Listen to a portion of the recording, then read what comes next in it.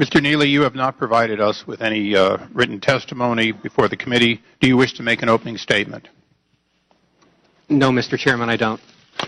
It is my understanding from your counsel that you may want to assert your constitutional privileges and remain silent. Is that correct? Yes, Mr. Chairman, that's correct. Mr. Neely, the topic of today's hearing is GSA's culture of waste and spending.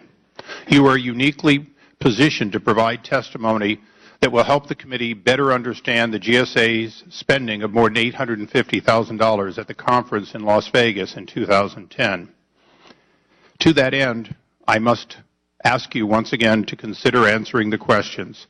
So, if you'll bear with me.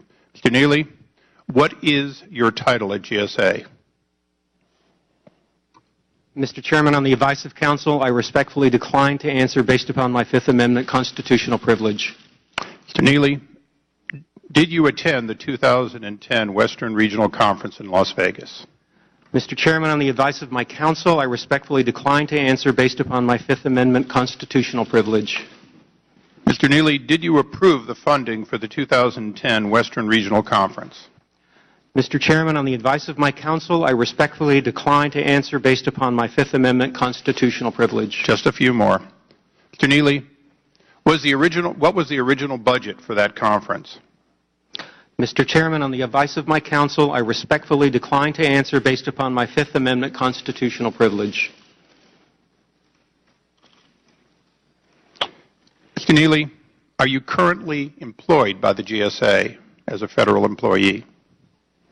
Mr. Chairman, on the advice of my counsel, I respectfully decline to answer based upon my Fifth Amendment constitutional privilege. Lastly, Mr. Neely, are you prepared to answer any questions here today about your participation in the 2010 Western Regional Conference?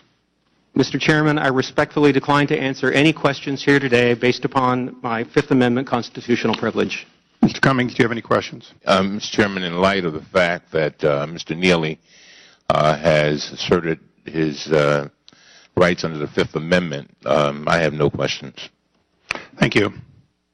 Given that the witness has indicated that he does not intend to answer any questions, and out of respect for his constitutional rights, I do now ask the committee to excuse the witness from the table but to have him remain for the remainder of the hearing. Without objection? I have no objection, Mr. Chairman. Without objection, so ordered.